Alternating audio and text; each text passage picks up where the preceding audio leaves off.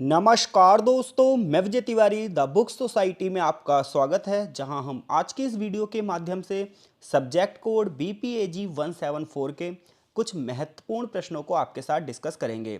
BPAG 174 की पूरे के पूरे किताब के हर चैप्टर को हमने लाइन टू लाइन समझाया है और आप BPAG 174 की प्लेलिस्ट में जाकर प्रत्येक चैप्टर को अच्छे से पढ़ सकते हैं। इसके अलावा यहाँ पर जो है इस PDF में हम 8 से 10 क्वेश्चनों को आपके साथ डिस्कस करेंगे और ये सभी क्वेश्चन वे क्वेश्चन होंगे जो मोस्ट रिपीटेड क्वेश्चनों में से एक हैं। तो BPAG 174 जो कि सस्टेनेबल डेवलपमेंट यानी कि सतत विकास से संबंधित है। और आज इस वीडियो में जो हमारा पहला क्वेश्चन है वो क्वेश्चन ये है कि सतत विकास का अर्थ क्या होता है और इसके स्वरूप पर हमें चर्चा करनी है।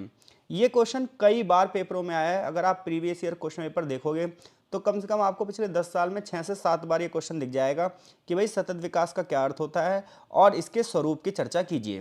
तो चलिए इस क्वेश्चन के आंसर को पेपर में कैसे लिखना है ये समझते हैं। तो सस्टेनेबल डेवलपमेंट यानी कि सतत विकास की जब आप बात करोगे तो सतत विकास एक ऐसा प्रोसेस है जिसमें हम इस चीज़ का ध्यान रखते हैं कि भाई हमें अपने संसाधनों को बचाना है। अगर हम अपने संसाधनों को नहीं बचाएंगे तो आने वाली पीढ़ियों के लिए कुछ भी नहीं बचेगा। तो सस्टेनेबल डेवलपमेंट या सतत विकास विकास की वह प्रक्रिया है जिसमें हम अपने नेचुरल रिसोर्सेज को यानी कि प्राकृतिक संसाधनों का उपयोग इस प्रकार करते हैं ताकि इस पीढ़ी की तो आवश्यकताएं पूरी ही हों, साथ में आने वाली पीढ़ियों की आवश्यकता को भी पूरा करने की क्षमता पर कोई भी निगेटिव इम्पैक्ट ना पड़े। एक एग्जाम्पल से समझाता हूँ मैं आपको। जैसे देखो जो हमारे नेचुरल रिसोर्सेज हैं, चाहे हम कोयले की बात करें, पानी की बात करें, लोहे की बात करें, ये सब ऐसे हमारे प्राकृतिक संसाधन हैं जो सीमित हैं। इन्हें बनने में लाखों साल लग जाते हैं, नेचुरल प्रोसेस से बनते हैं। लेकिन जिस तरीके से हम इनका यूज़ करते जा रहे हैं तो आने वाले समय पर ये समाप्त हो सकते हैं। तो अगर सारे संसाधनों का प्रयोग हमारी यही पीढ़ी कर लेगी तो फिर आने वाली जो पीढ़ियाँ हैं उनके लिए तो कुछ बचेगा ही नहीं। तो टिकाऊ विकास, सतत विकास एक ऐसा विकास है जो ये कहता है भाई संसाधनों का प्रयोग इस प्रकार से करो कि ये पीढ़ी तो संसाधनों का प्रयोग कर ही सके, आने वाली पीढ़ियां भी संसाधनों का प्रयोग कर सके। जैसे कि मान लो पानी है, पानी की कमी इस तरीके से होती जा रही है लगातार, और अगर अब भी हम पानी के प्रति अवेयर नहीं हुए, जागरूक नहीं हुए, तो आने वाली पीढ़ियां तो जल संकट का सामना करेगी और बहुत बहुत सारी पूरी की पूरी मानव प्रजाति को क्या है संकट का सामना करना पड़ेगा। हो सकता है अस्तित्व ही मिट जाए। इसी प्रकार से जो हम वनों की कटाई लगातार करते जा रहे हैं धड़ाधड़ धड़ाधड़, तो इस तरीके से अगर हम वनों की कटाई करते जाएंगे तो आने वाले समय में जो है पृथ्वी पर जो जीवन है वो असंभव सा हो जाएगा। तो इसलिए सतत विकास एक ऐसा प्रोसेस है, सतत विकास हमें यह सिखा रहा है कि भाई संसाधनों का प्रयोग इस तरीके से करो कि आने वाली पीढ़ियों के लिए बचे और इस अर्थ पर हमेशा के लिए जीवन संभव रह सके। ये नहीं हो कि आप अपने लालच की वजह से लगातार अपने प्राकृतिक संसाधनों को नष्ट करते रहो और फिर आप भी नष्ट हो और आपकी आने वाली पीढ़ियां भी। तो मैं ये मान के चल रहा हूँ सतत विकास आप समझ चुके हो कि सतत विकास एक प्रक्रिया है जिसमें हम प्राकृतिक संसाधनों का प्रयोग किस प्रकार से करेंगे, इस प्रकार से करेंगे कि भाई आने वाली पीढ़ियों की आवश्यकताओं को किसी भी तरीके से नकारात्मक प्रभाव ना पड़े। सतत विकास की जो अवधारणा है सबसे पहली बार 1987 में प्रस्तुत की गई थी और ये जो प्रस्तुत की थी वो एक रिपोर्ट के द्वारा प्रस्तुत की गई थी, ब्रिटलैंड रिपोर्ट। ब्रिटलैंड रिपोर्ट का जो शीर्षक था वो था आवर कॉमन फ्यूचर। तो 1987 में ब्रिटलैंड रिपोर्ट आई थी और ये रिपोर्ट का जो टाइटल था वो था आवर कॉमन फ्यूचर। इसमें सबसे पहली बात की गई थी कि भाई सतत विकास होना चाहिए। यदि हमने सतत विकास पर ध्यान नहीं दिया तो आने वाली पीढ़ियां संकटों में आ जाएंगी। तो सतत विकास कुल मिलाकर देखा जाए तो 3 चीज़ों पर बल देता है कि भाई देखो आर्थिक विकास होना चाहिए, समाज की जो जीवन गुणवत्ताएं हैं, जो हमारी क्वालिटी हैं जीवन की, वो बढ़ती रहनी चाहिए, पर्यावरण सुरक्षा पर ध्यान देता है और सामाजिक समानता पर ध्यान देता है कि भाई विकास का जो लाभ है समाज के सभी वर्गों को मिले। ऐसा ना हो कि अमीर अमीर होते जाएं और गरीब गरीब होते जाएं। तो देखा जाए तो सतत विकास की जो अवधारणा है ये अर्थव्यवस्था के विकास की बात करती है लेकिन पर्यावरण सुरक्षा को ध्यान में रखकर और सामाजिक समानता पर भी बल देती है। क्योंकि अगर समाज में असमानता होगी तो कुछ चंद अमीर लोग जो है वो सारे के सारे संसाधनों का प्रयोग कर जाएंगे। अब ये तो बात हो गई सतत विकास के अर्थ की। क्वेश्चन में हमसे 2 चीज़ पूछी है। एक क्वेश्चन में चीज़ पूछी है सतत विकास का अर्थ बताओ और दूसरी पूछी है कि सतत विकास के स्वरूप पर चर्चा करो। अब हम सतत विकास के स्वरूप पर चर्चा करने जा रहे हैं। तो सतत विकास के अगर आप स्वरूप की बात करोगे, इसके नेचर की बात करोगे, तो ये पर्यावरणीय स्थिरता पर बल देता है, एनवायरमेंटल सस्टेनेबिलिटी पर बल देता है। तो पर्यावरण स्थिरता का मतलब क्या है कि जो हमारे वन है, जल संसाधन है, मृदा संसाधन है, खनिज हैं और जो हमारी बायोडाइवर्सिटी है, इन सबको हम बचाएं ताकि हमारा जो पर्यावरण है वो स्थिर रहे, ऐसा ना हो कि पर्यावरण पर नकारात्मक प्रभाव पड़े। अगर पर्यावरण पर नकारात्मक प्रभाव पड़ता है तो एक तरीके से लगातार हर चीज़ पर नकारात्मक प्रभाव पड़ना शुरू हो जाता है और मनुष्य भी उससे अछूता नहीं रहता। तो आज जो बड़े पैमाने पर क्लाइमेट चेंज हो रहा है, जो पॉल्यूशन हो रहा है, उसे कंट्रोल करने की बात करता है सतत विकास। प्राकृतिक आपदाओं के प्रभाव को कम करने की बात करता है और ऊर्जा के नवीकरणीय स्रोतों जैसे सौर ऊर्जा, पवन ऊर्जा, इन सब के प्रयोग करने की बात करता है। पानी को बचाने की बात करता है, कूड़े के रिसाइकलिंग की बात करता है और जो कचरा है उसके प्रबंधन की बात करता है।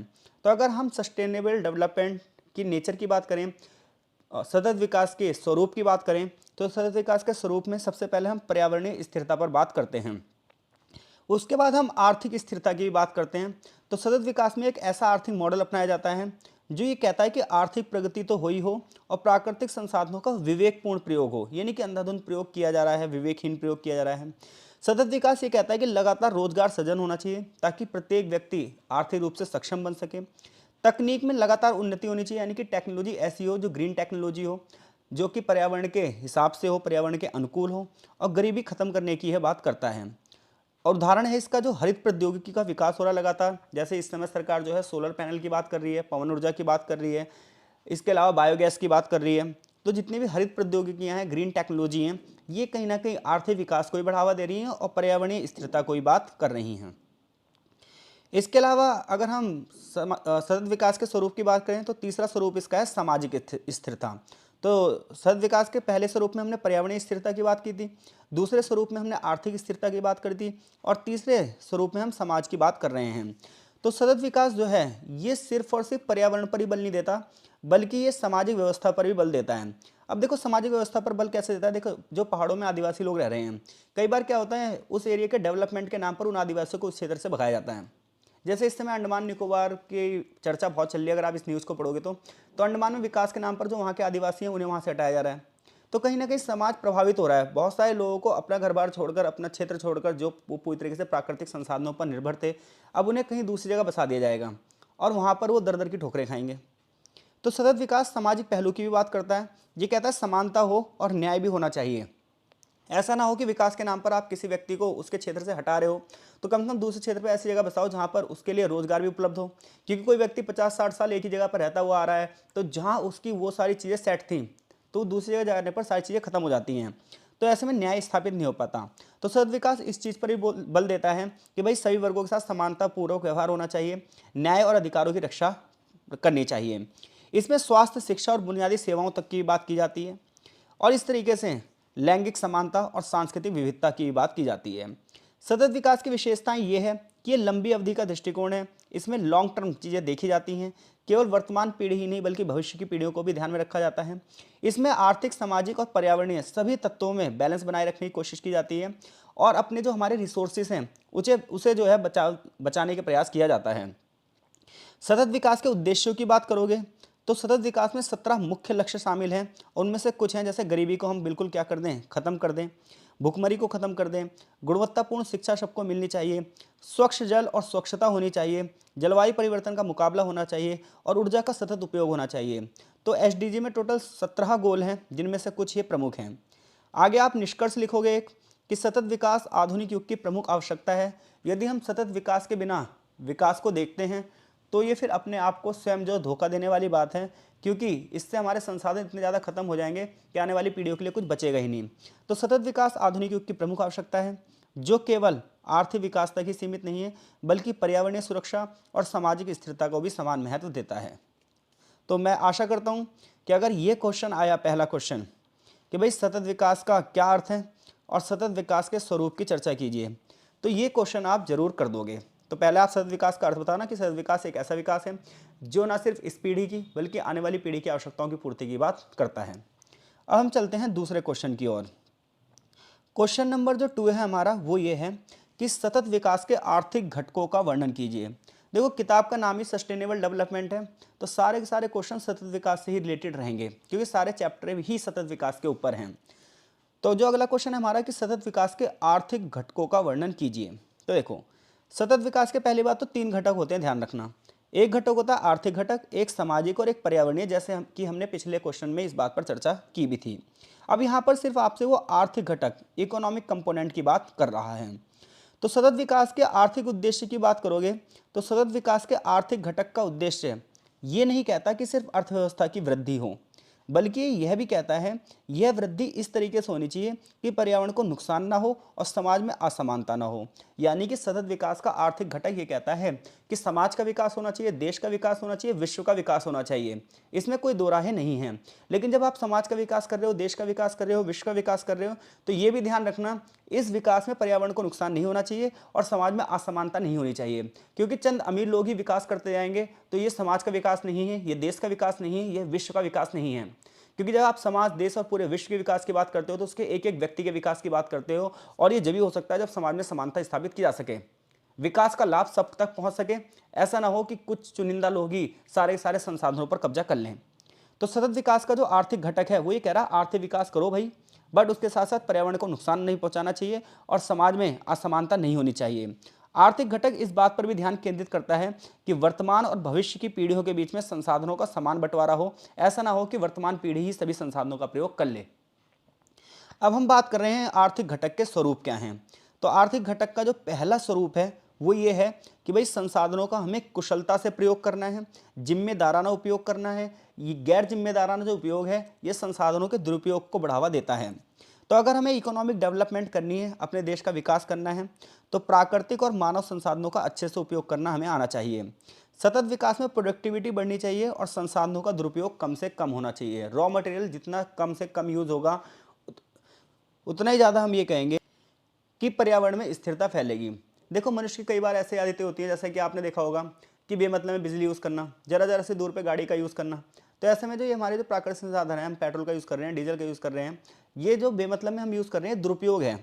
अगर हम इनका कुशल प्रयोग करेंगे, जिम्मेदाराना प्रयोग करेंगे, ज़रूरत है तभी गाड़ी चलाएंगे, तो ही हम ये मान के चल रहे हैं कि हम सतत विकास की ओर बढ़ रहे हैं। तो सतत विकास के जो आर्थिक घटक का स्वरूप है वो ये कह रहा है जितने भी जो भी हमारा संसाधन है, जो भी हम अगर पानी का यूज़ कर रहे हैं, हम पेट्रोल का यूज़ कर रहे हैं, डीजल का यूज़ कर रहे हैं, बिजली का प्रयोग कर रहे हैं या खाद्य पदार्थ का ही प्रयोग कर रहे हैं, वो कुशल होना चाहिए, जिम्मेदाराना प्रयोग होना चाहिए। अकुशल प्रयोग नहीं होना चाहिए कि पानी बेमतलब में वेस्ट कर रहे हैं। फॉर एग्जाम्पल ऊर्जा का कुशल प्रवाह सुनिश्चित करना चाहिए, जैसा कि मैंने अभी बताया। आर्थिक घटक के स्वरूप में हम हरित अर्थव्यवस्था की बात करते हैं, ग्रीन इकोनॉमी की बात करते हैं। ग्रीन इकोनॉमी का मतलब ये होता है कि पर्यावरण क्षति को कम से कम करना। क्योंकि देखो जब डेवलपमेंट होगा तो नुकसान तो होगा ही होगा थोड़ा बहुत पर्यावरण को, क्योंकि प्रदूषण तो थोड़ा बहुत बढ़ेगा ही, बट हमें ये रखना है कि कम से कम प्रदूषण हो, इतना हमें ध्यान रखना है। तो हरित अर्थव्यवस्था का विकास का जो लक्ष्य होता है वो ये होता है ऊर्जा, जल और अन्य संसाधनों का उपयोग ऐसा हो कि पर्यावरण और जीव जंतु, जैव विविधता को कोई भी नुकसान ना हो। फॉर एग्जाम्पल ग्रीन टेक्नोलॉजी ये कहती है कि कार्बन उत्सर्जन कम से कम हो, यानी कि पहले की जो मशीनें थी वो कार्बन उत्सर्जन ज़्यादा करती थी, लेकिन जो अब मशीनें बन रही हैं वो कहीं ना कहीं कार्बन उत्सर्जन को कम कर रही हैं। इसके अलावा आर्थिक घटक इस चीज़ पर भी बल देता है कि लॉन्ग टर्म का इकोनॉमी डेवलपमेंट हो, यानी कि दीर्घकालिक आर्थिक विकास हो। सतत विकास केवल तुरंत के विकास के महत्व नहीं रखता, बल्कि ये कहता है कि आर्थिक गतिविधियां दीर्घकालिक हों, लंबे समय तक उनका प्रभाव चलता रहे। तो देश में ऐसी आर्थिक नीतियां बननी चाहिए जो न सिर्फ इस समय के लिए बल्कि आने वाले समय के लिए भी उपयोगी हों। सरकार द्वारा जो गरीबी उन्मूलन के प्रोग्राम चलाए जाते हैं, यानी कि गरीबी खत्म करने के लिए जो प्रोग्राम चलाए जाते हैं, ये सब आर्थिक घटकों में ही आते हैं। फॉर एग्जाम्पल सरकार रोजगार के अवसर सृजित कर रही है, जो भूमिहीन किसान हैं उनको सब्सिडी देने की बात कर रही है, सार्वजनिक वितरण जो प्रणाली है, लोगों को राशन वगैरह जो बांटा जा रहा है, ये सब जो है वो सतत विकास के आर्थिक घटकों में ही शामिल होता है। ग्रामीण क्षेत्रों के लिए रोजगार योजनाएं, शहरी गरीबों के लिए समावेशी विकास कार्यक्रम जो चलाए जाते हैं, हाँ वो अलग चीज़ है कि कार्यक्रम तो चलाए जाते हैं बट जमीनी स्तर पर लोगों को फायदा नहीं मिल पाता, वो एक अलग चीज़ है, वो भ्रष्टाचार है। सतत विकास का जो आर्थिक पहलू है वो इस चीज़ पर भी ध्यान देता है कि उद्यमिता बनी रहे और नई नई चीज़ें जुड़ती रहें। तो सतत विकास का आर्थिक वैल्यू जो है वो व्यापार और नवाचार को भी बढ़ावा दे रहा है, ठीक है, इनोवेशन को भी बढ़ावा दे रहा है कि नई नई चीज़ें लगातार आती रहें और ऐसी चीज़ें आती जाएँ जो पर्यावरण के अनुकूल हों। छोटे उद्योग इस प्रकार से स्थापित किए जाएँ जो कि हमारे पर्यावरणीय और सामाजिक विकास को भी बढ़ावा दें। जैसे आज नवीकरणीय ऊर्जा बढ़ावा दे रहे हैं, नवीकरणीय ऊर्जा में सौर ऊर्जा आती है, पवन ऊर्जा आती है, बायो ऊर्जा आती है, न्यूक्लियर ऊर्जा आती है, ये सब नवीकरणीय ऊर्जा के सोर्सेस हैं। इसके अलावा सतत विकास के आर्थिक पहलू में हम दीर्घकालिक वित्तीय नीतियाँ बनाते हैं, यानी कि जो हमारी फाइनेंशियल पॉलिसीज़ होती हैं वो पॉलिसी इस तरीके की होती हैं कि लॉन्ग टर्म होनी चाहिए, लॉन्ग टर्म इन्वेस्टमेंट होना चाहिए। विश्व की अर्थव्यवस्था को सहयोग देने की बात की जाती है, फॉर एग्जाम्पल पेरिस जलवायु समझौता। आर्थिक घटकों के लाभ क्या हैं? लाभ ये हैं कि इससे हम पर्यावरणीय संरक्षण की बात करते हैं, हरित अर्थव्यवस्था को बढ़ावा देने की बात करते हैं, ग्लोबल वार्मिंग के प्रभाव को कम करने की बात करते हैं। इसमें हम रोजगार सृजन की बात करते हैं कि किसी भी तरीके से एम्प्लॉयमेंट क्रिएट होना चाहिए ताकि बहुत सारे लोगों को रोजगार मिल सके, विशेष तौर पर ग्रामीण और पिछड़े क्षेत्रों में रोजगार के अवसर लगातार मिले। गरीबी खत्म करने की बात की जा रही है और आर्थिक स्थिरता, इकोनॉमी स्टेबिलिटी की बात की जा रही है। नई नई टेक्नोलॉजी में सुधार किया जा रहा है, ये सब इसके लाभ हैं। चुनौतियां ये है कि गरीब देशों में पैसे की कमी होती है, जिसकी वजह से सतत विकास की जो पॉलिसीज़ हैं वो लागू हो ही नहीं पाती हैं। इसके अलावा जो ऐसी कंट्री हैं, औद्योगिक देश हैं, वो प्राकृतिक संसाधनों का बहुत ज़्यादा दोहन करते हैं और बस उनके वायदे तो रहते हैं कि कार्बन कम करेंगे, कार्बन कम करेंगे, लेकिन हर साल कार्बन का स्तर और बढ़ता जाता है। इसके अलावा सभी लोग सिर्फ कागजों में ही सतत विकास की अवधारणा रखते हैं, व्यवहारिक रूप से उसे लागू नहीं किया गया है।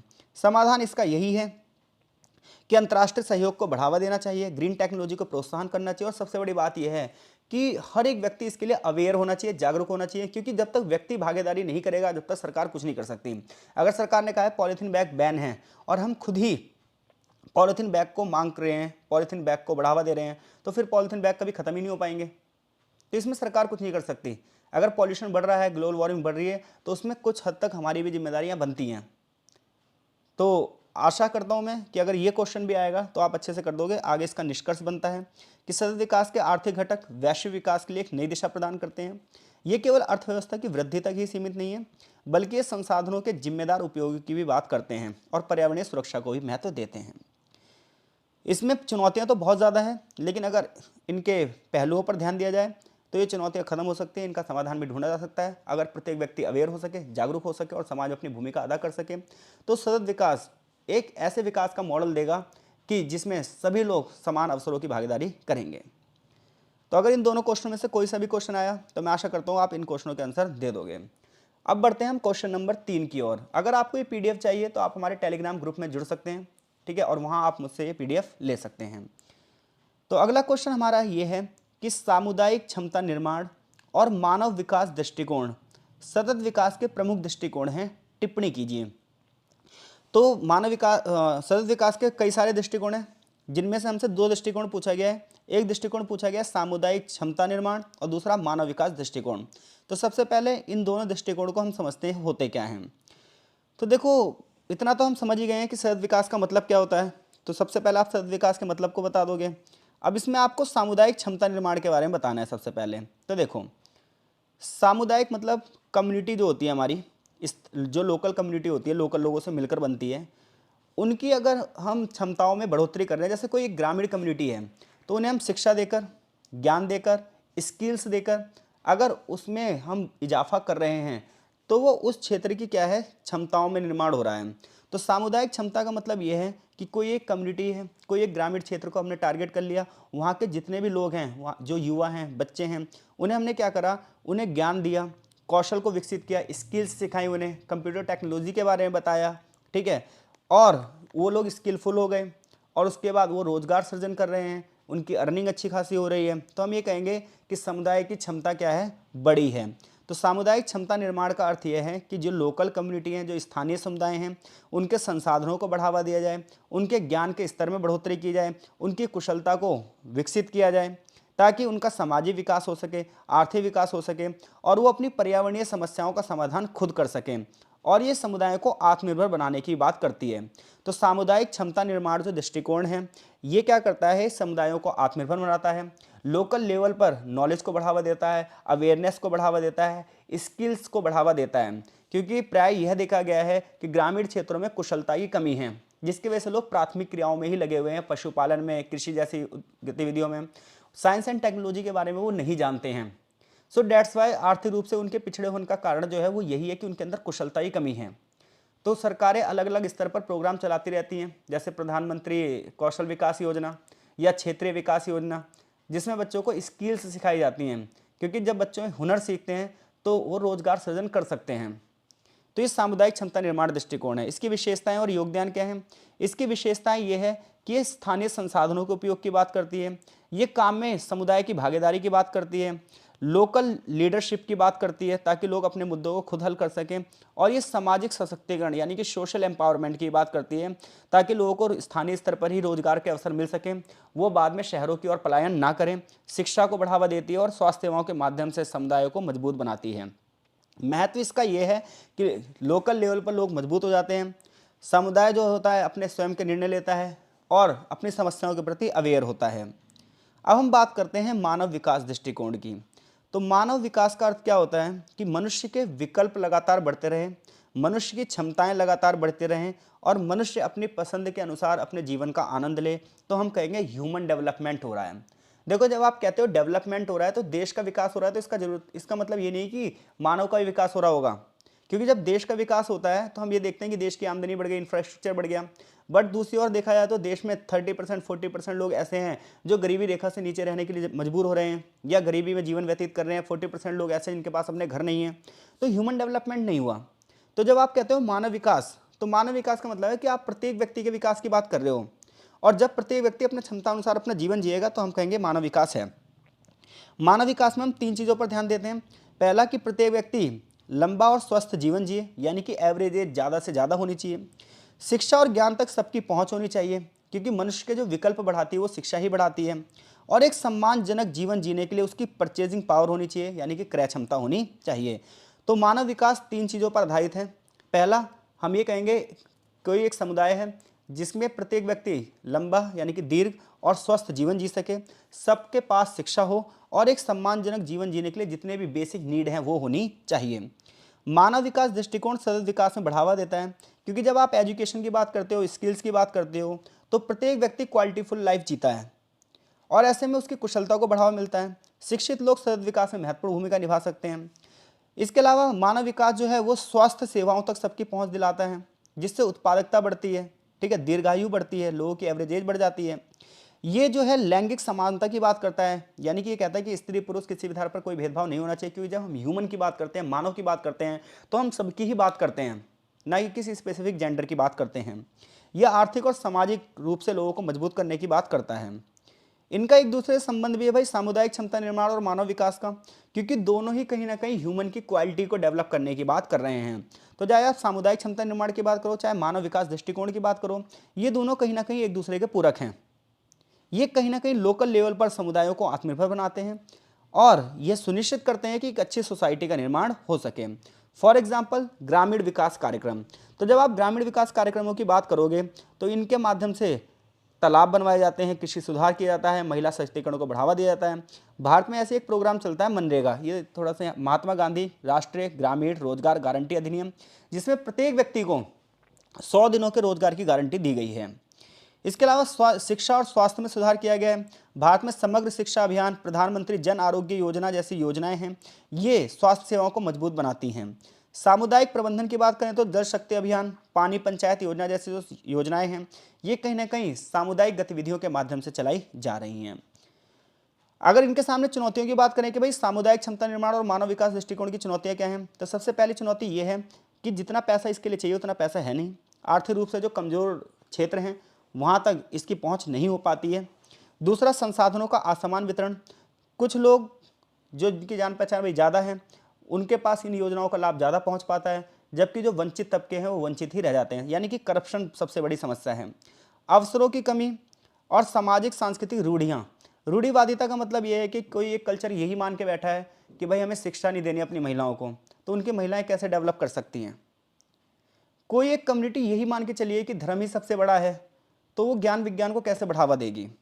तो ये कुछ रूढ़िता हैं, रूढ़िवादिता हैं, जो कहीं ना कहीं मानव विकास की राह में सबसे बड़ी बाधाएं हैं। सुधार क्या कर सकते हैं हम? सुधार जब भी होगा जब स्थानीय भागीदारी होगी, क्योंकि कोई भी योजना जब भी सक्सेसफुल होती है जब प्रत्येक व्यक्ति उसमें भागीदारी करता है। पार्टिसिपेशन ही नहीं होगा लोगों का, तो योजनाओं को लागू कैसे किया जाएगा। लोगों को प्रशिक्षण की जरूरत है, यानी कि कहीं ना कहीं लोगों को ट्रेनिंग की जरूरत है, मानसिक रूप से विकसित होने की आवश्यकता है, क्योंकि आज 2025 में भी बहुत सारे लोग इस तरीके का जीवन जीने चाहते हैं कि जैसे वो आज से 200-300 साल पहले की दुनिया जी रहे हैं। समानता देनी होगी, सबको समान अवसर देने होंगे, तभी मानव विकास हो सकता है, सभी समुदाय का भी विकास हो सकता है।